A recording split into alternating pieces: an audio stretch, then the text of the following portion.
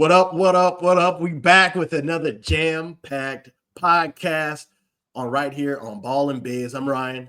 And I'm Jeremy. Welcome back to Ball N Biz, where we're always talking about business. Of course, we're in our young 30s, always trying to get our bread up. And then, of course, ball, because, hey, we play D1 sports, both play D1 football, by the way, on the same college football team. And we just love ball in general and always like to stay in the know. So that's why we introduced Ball N Biz to you guys. Just wanted to bring our conversations to more people because we talk every day, literally. So want to enjoy it with everybody. First, the news and notes. We're going to get to it. Sports. Sheesh. We'll start in the NBA. Luka for AD. Luka to LA. He's already been there. He was on the bench for his first game. He's still recovering from that calf injury. AD now on Dallas. Big movement. We're going to talk a lot about that. We know what Sunday is. Super Bowl Sunday. It's a holiday here in America. We're going to talk about that. Chiefs taking on the Eagles in the Big Easy. We're going to talk about that. And Jerm, we was talking about it right before the podcast. The money, hey, this is the opportunity to make a little money right now. The markets got hit. Crypto went down a little bit. You got to buy the dips. This is the time to it. Buy it. Go ahead. I got on it last week when we talked about it. And hey, I'm down a little bit, but it's going to hop back up as you inform me. Bitcoin right now at 96,000. So if you're into it, get it now while you can get it on discount. Dow took a hit, is back up a little bit, 4,400 points. S&P about 6,000. A lot of those Trump tariffs on Monday, it was a disaster. I don't know how many portfolios you have, but I have a couple. Disaster on Monday. You see, they bounce back though. So when you see those dips, got to buy the dips, got to have faith. These things are going to bounce back, especially with the traditional stocks and things like that. Bitcoin, obviously, a little bit more unknown, but it was going to bounce back, and it's already come back. I got a little bit when it was at 94. So this is where you make the money, buying it when people are in doubt. Right. We'll talk a little bit more about that too. But let's talk about Luka to LA. I mean, there's a lot of things, Jerm. I mean, first of all, your initial reaction. I was at the bar when I saw it on TV, and I didn't know what the heck was going on. I wasn't even that drunk. You had a couple drinks, but boy, I saw it on the screen, and I couldn't even talk. I just pointed to my friend. I thought I was tripping. Like, hold on, is this a glitch? Is my phone broke? And then I saw that the source was ESPN. I said, oh no, this is real. Luka goes to LA, AD goes to Dallas. And what's actually ironic about both parties is that they each had both just bought homes and mansions at that. And as you know, in professional sports, oftentimes, if you actually buy a house in that particular city, you're thinking you're going to be there for a long time. Outside of that, you'd probably just be renting or just have a condo or apartment, which is super, super common in professional sports. But no. They were buying mansions in their respective cities because they planned to be there for a long time. And they thought that they were going to be there for a long time. And now, one of them shipped down south, the other one out west. Yeah, crazy times. My initial reaction is nobody's safe. Nobody. And Luka, obviously there's some other pieces in that. Max Kleber, Max Christie, a couple picks. Jazz got in on it a little bit too, but obviously we're talking about the main pieces right here. Luka's at franchise 25. He's a franchise guy. Those guys don't get traded. They don't get traded unless it's just disaster around them. Two-time Western Conference. They were in the finals. You got Clay. You obviously, it's older Clay. You got Clay. You got Kyrie still. They're probably a team like that typically is looking to add a piece.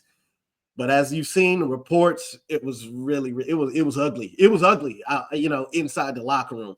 Out of shape, don't work hard. We've seen Luka. Now, we've seen a part of it. We know he doesn't play D.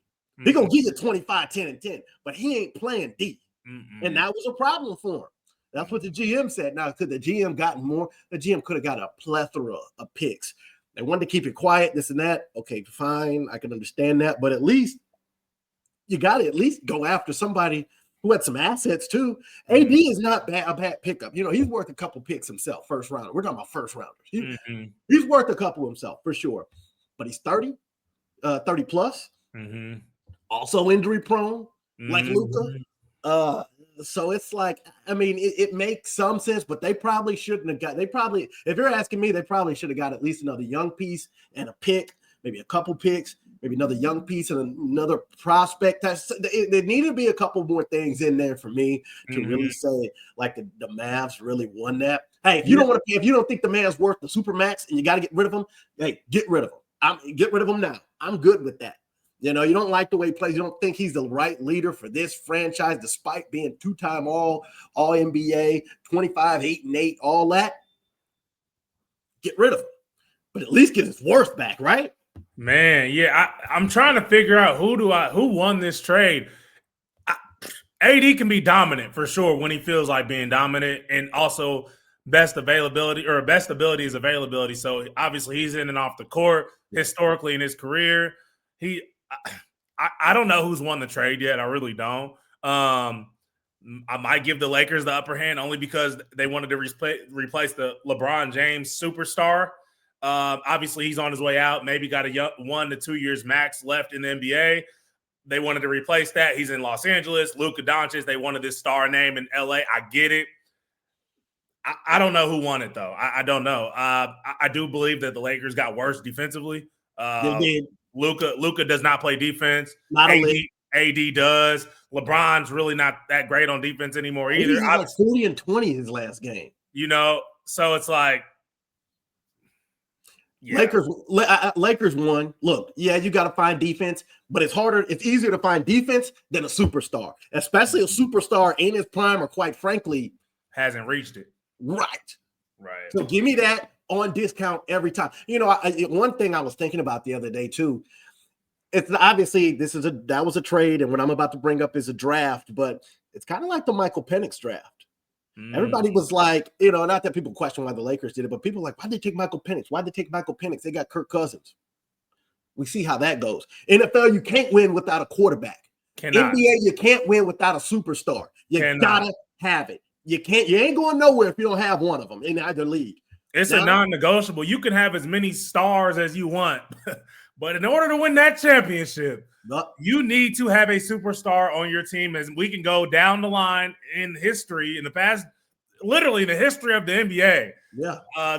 And obviously we'd have to look this up. There might have been 1 or 2 anomalies in the past 50 years, but for as far as I can remember in my lifetime, there has been a superstar, and there's a difference. There has been a superstar, meaning you're a top 12 NBA player, a top 12 NBA player, superstar on each team. Mm-hmm. Look at we don't got to go. Well, let's go last year. Look at your Pacers. What happened? What happened? We're missing a superstar. We're missing a star. The NBA, I mean, the Pacers, the Indiana Pacers are one superstar away from competing with Boston. One superstar away. We're back to meeting expectations. We're coming off the Eastern Conference Finals appearance last year. We're the hottest team in 2025. I think we're over the last 17 games, we have the best record in the NBA. Great. We're back in the 4th spot. We sputtered at the beginning of the year. Although we're playing phenomenal basketball right now, when it comes playoff time, when it comes to face the New York Knicks, although we beat them last year, I get it. Sure, you did. We beat them last year. In 7 games, we beat them in Madison Square Garden, Game 7. I get that. I don't see us doing that again. I just don't. Because Brunson is a superstar. Cat is. Now, granted, it was the Wizards, but I saw when the Knicks came. And the Knicks and Wizards, they was going back and forth. Who broke the game open? And then he finished them off by dunking. Hey, he dunked it so hard, man, I thought the building was going to cave. I think Cat has 1 foot on star and 1 foot on superstar. Yeah, that's a good way to put it. He's straddling it.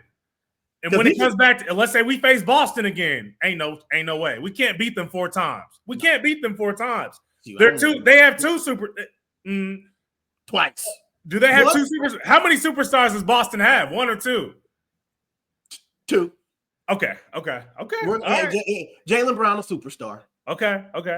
Tatum for sure is. Yeah. I wasn't even look. This conversation wasn't even about Tatum. I was talking about Brown. You feel me? We understand what Tatum is. Right. I was more so talking about Mr. Brown. Is he a star or is he a superstar?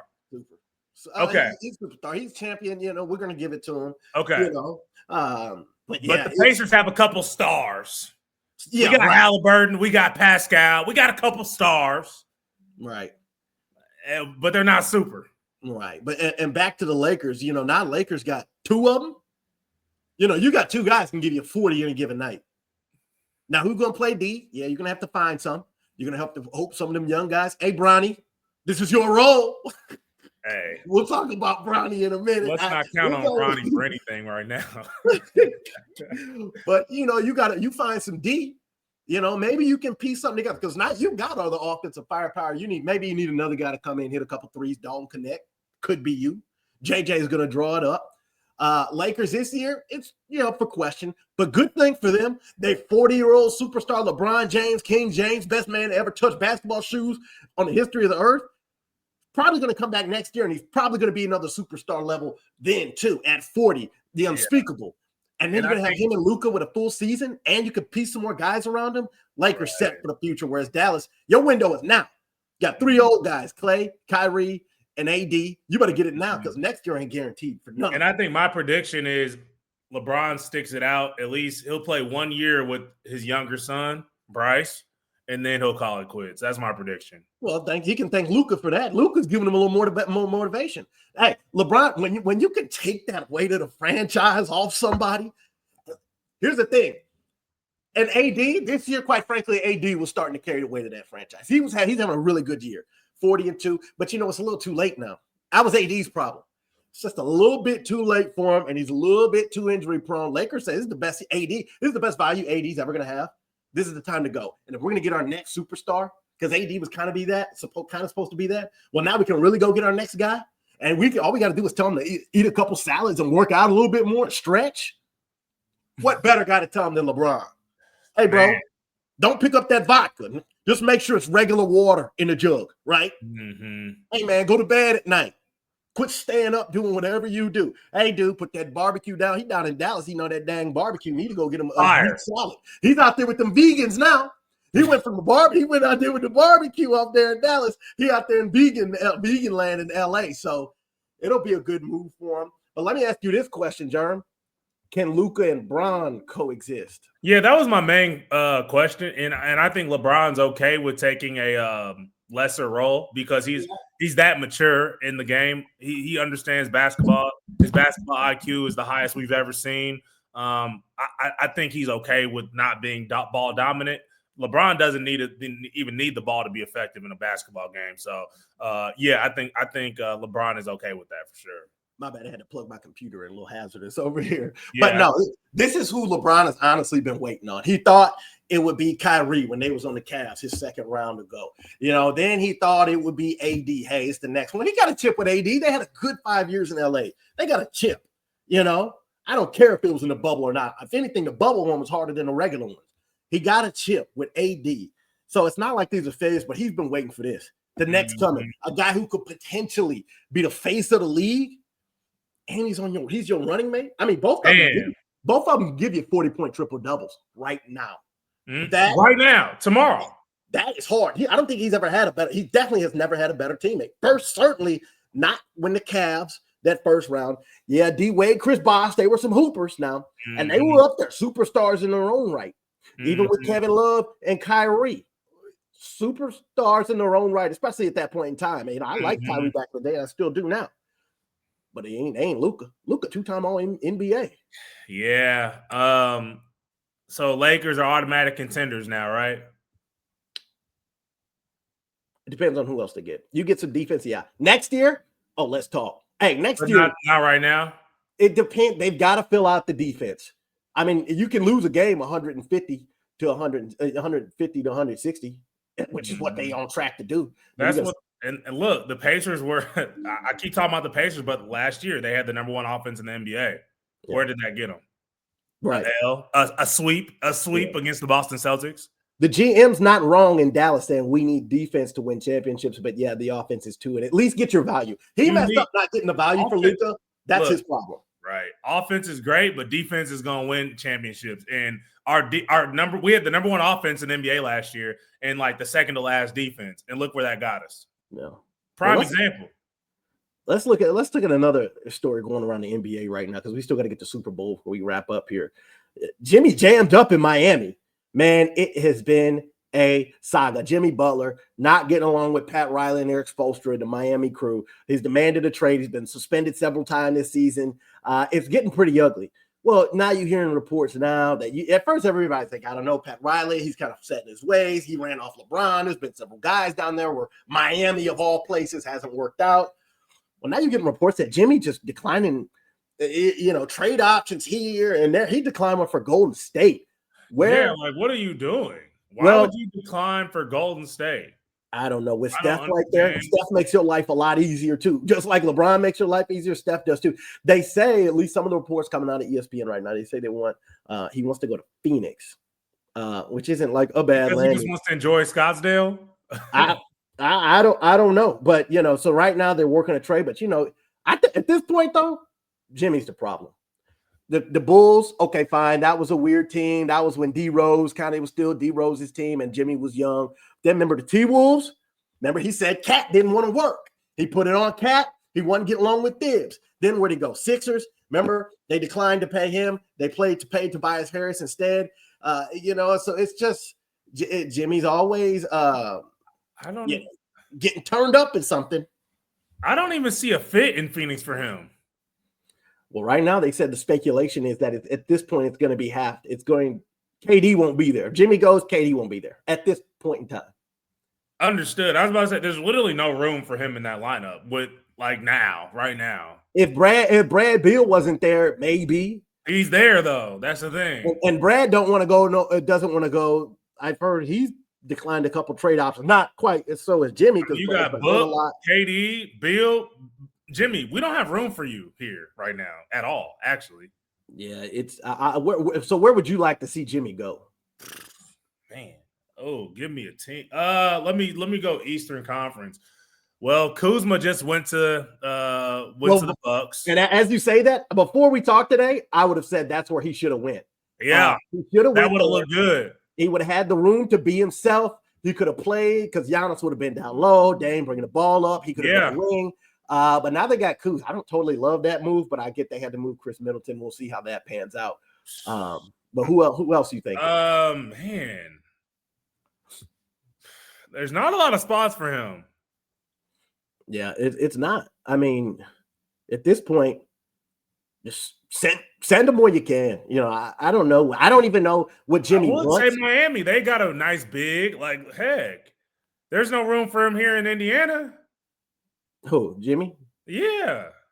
I don't think he wants to go. I don't think he wants to go to the Pacers. No, I'm just saying, right. I mean, we're not bad, obviously, but yeah, I just don't think there's. Hey, he's got his heart set on Phoenix. I mean, if the deal goes through, great. Hey, if not, if nothing comes up, hold him. Suspend his butt. You're either going to play or you're not. At the end of the deal, you're under contract. You're going to play or you're not. You're going to play or you're not going to get paid. How about that, Jimmy? South Beach can get expensive quick. Yeah, he can go to the Pelicans or something. Yeah. So, hey, send him into the abyss. Hey, send him to the Wizards. Send him to the abyss. Yeah. If you don't want to go nowhere. Good. Go to him. You and Middleton can be roommates. That's great. So, yeah, Jimmy on the move. Here's a question, though, too. I wanted to talk to you. I know NFL Pro Bowl games were last weekend. NBA All-Star weekend coming up. We talked about a lot of the snubs. We can talk about the snubs another show. Have those showcases lost their luster, and why? Talk about it. The Pro Bowl, NFL? First of all, which one do you prefer? In All-Star weekend or Pro Bowl? And talk about why you like or don't like either. Yeah. All right. I'll start with NBA All-Star Weekend is the most prestigious All-Star weekend in all of sports. Mm-hmm. The celebs are out. No disrespect to the MLB, no disrespect to NHL, but it is what it is, right? Yeah. It's more about the culture when it comes to NBA All-Star. The celebs are out. You name it, they're in town. I don't care if it was in Indianapolis last year. I was there. Or it's in New Orleans or Miami or literally wherever, the stars are out. I know it's in the Bay this year. So when you tie that celebrity culture with the NBA, the chains are out, the shades are out, everybody dressed to the nines. And all the club, the nightlife is popping. There's nothing like NBA All-Star Weekend. And, celebrities who aren't even interested in basketball want to be seen at All-Star Weekend. Let's put it that way, right? Yeah. So Pro Bowl side, it just lost everything about it. I used to look forward when I was growing up in elementary, middle school to watch the Pro Bowl on that Sunday, like before the Super Bowl. I used to look forward to it. You know, they're going to be thumping pads a little bit, you know, just a little bit, not a lot, but, you know, somebody might take a shot here and there because it is football. We got pads on for a reason. Right. And it has lost that prestige. I've never – you want an all-star weekend of any sport to have some type of prestige about it. Like you want it to feel like an honor to be here. Yeah. It feels like a glorified 7-on-7 tournament, and we just threw some guys out, and we just threw some guys out there with a t-shirt on. And that's what it looks like. And I don't like it. I'm not a fan of it. I didn't even watch it. I turned it on Pro Bowl weekend, and I saw girls running around playing flag football. Literally. Like, during that weekend, it was girls, women playing flag football during Pro Bowl weekend. I said, wow, this has really changed America. Really changed. Crazy. What? I'll give the Pro Bowl a little bit of credit. Now, here's the changing point. You remember about more than a couple of years now, Sean Taylor, R.I.P., Washington Redskin legend. He killed that punter. In a Pro Bowl. It was bad. That was the turning point because they said, why am I out here getting slammed in a game that don't matter? And, and I get it. The players want to protect themselves, protect their bodies, get the money. It's hard to get that NFL money. It's hard to make that pension. Got to get that 3 years plus. I get it. And it's a violent game, especially now more than ever, even with the rule changes, even in an exhibition with Pro Bowl where guys, are taking it serious, but not that, at least back in the day. But yeah, it's the Pro Bowl totally lost its luster. Like I kind of forgot it even happened. And I'll give them credit. They tried to add the skill games, trying to beef that element up a little bit more. They tried to do a little bit more of this or that. But I think it was Jordan Jefferson. He out there with Mickey Mouse hands or something trying to catch the ball. I said, guys, just let's just not do it, right? Let's just not do it. How about that? Hey, here's the All-Pro team. Here's the Pro Bowl list. Forget the weekend. We're going to have a weekend in between the last playoff game and the Super Bowl. We'll have a week in between, give the Super Bowl players and, let them have their week in New Orleans, whatever. Cool. Forget the weekend. Throw it out. Nobody wants to go. The seats weren't full anyway. They should do like NFL honors, have it where, the kickoff a Super Bowl week wherever. Big ceremony, get everybody dressed to the nines. That way, a lot of the guys who are playing in the Super Bowl probably going to get the reward anyway. Have them there, just do that. Don't make them boys go out there and play no more. I don't need to see them catching, footballs and just jerking around like that. God, they not, come on now. The practice is harder than that now. Come on now. Mm-hmm. The NBA All-Star weekend. Yeah. I got a problem with this too. Now, and we talked about the great one. We did talk about him. But he's part of the reason All-Star Weekend isn't what it should be. When LeBron James didn't follow in the footsteps of all the other greats, Jordan, how many other dudes did the dunk contest? All of them. Back in the day, all of them did. When LeBron didn't do it, none of the stars did it after him. We get Matt McClung. They pulling him up. Only time he gets in the NBA is All-Star Weekend. So we can throw on a Magic jersey or throw on whatever G League team affiliate jersey he got on, put his name on the back because the print is fresh. Throw him out there so we can do some YouTube dunks. Mm-hmm. Come on, man. I was at the game the other day when LeBron came here for the Wizards, and I saw that man dang near take off a step inside the free throw line and bring the house down. That's what we want to see. Mm-hmm. I don't want to see Matt McClung on YouTube. I can turn YouTube on for that. Yeah. Because, Ja Morant should be in the dunk contest. LeBron. What? Levine, for sure. Well, he's done. To be fair, he's done it, though. But he's done it. Okay, he's done it. Probably the biggest star that's done it, though. And Zach Levine's nice. I think Westbrook can still do it. Yeah, but, at this point, they time is past. They should have did it when they was 25 and under, right? First 4 or 5 years in the league. Give me the stars, though. Ant. Hey, you talking about guys who need to be doing it right now? Ant. He needs to be doing it. Jaylen Brown. Right. Get in there. Come on. Now, the Pro Bowl, football, and dunk contest are different. Now, you can get hurt getting out the bed in the morning. I understand that. But it ain't too much to ask to go out there and just start yamming it, right? Mm. Give the people what they want. That's what these showcases are about. And these guys, my bad. They got the hiccups. These guys ain't giving it to us. Put the stars in the game. Quit running from the competition. You want to be a legend? That's two things. That's one knock I have against LeBron. one of my 2 knocks against LeBron. I think he should have won at least 3 out of 4 in Miami. And he didn't do the slam dunk contest. That's my only knocks against LeBron. Still the greatest, but come on now. Fair. It's too old for him now. But somebody got to get in it with a name. Somebody who's max contract worthy. One of them boys down in Houston, maybe. I don't know. Somebody better get up in there. You know what I'm saying? But it's crazy. And I hope they bring it back. Yeah. They got, listen to these names. Spurs, Stephon Castle. Bulls, Matez Bazoulis. Come on. The Bucks, Andre Jackson Jr. Is this for this year? It's for this year. Andre Jackson Jr. is so bad, they didn't even want to send him out here to DC in the trade. You haven't even named somebody that I'm an active NBA follower. I don't even know these people. I remember Castle on UConn last year. He was nice, but he's a rookie. Yeah. And it's not like he was, he's a good player. Don't get me wrong. Who else? Mataz Bazoulis from the Bulls.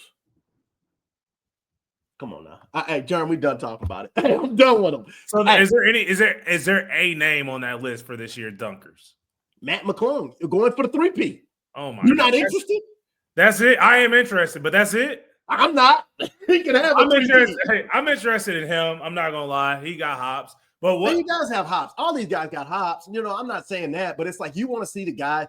You want to see your face of the franchise premier dunker slamming it. Man, and they don't sign up. These cats.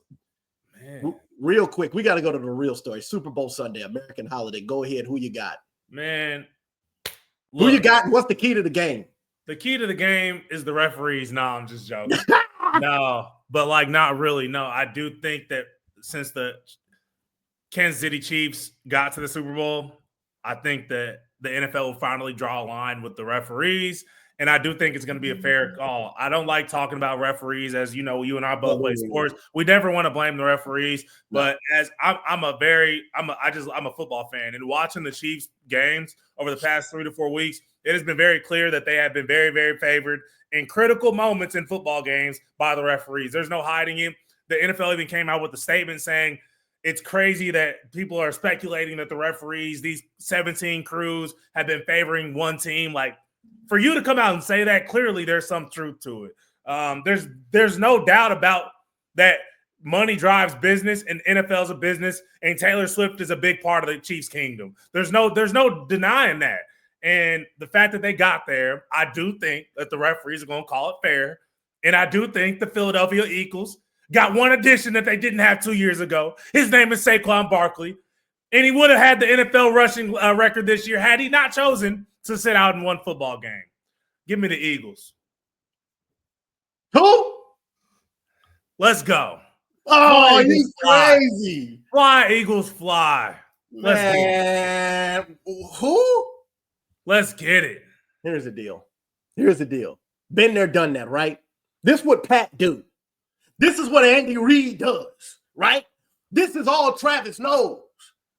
Man, first of all, let's get the business out the way. It's Chiefs money line, right? It's Chiefs money line all day. Let me tell you why.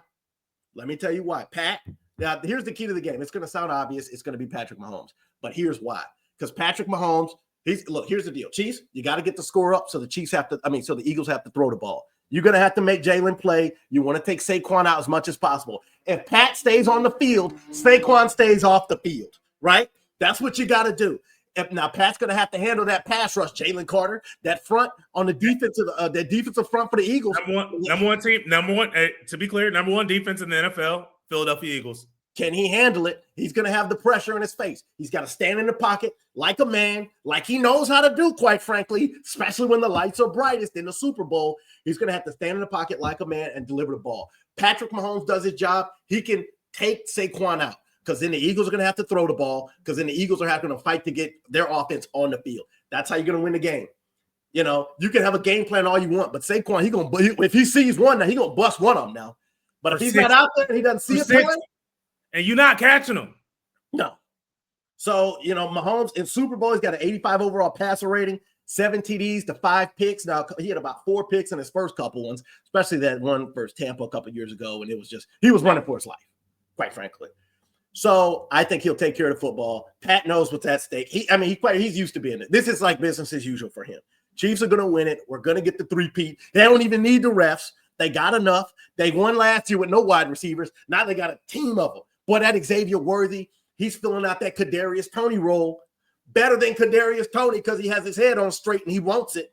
You know, I like that. I like the Chiefs money line. And you know what I'm gonna do? I'm taking Xavier Worthy for an anytime touchdown. Watch me.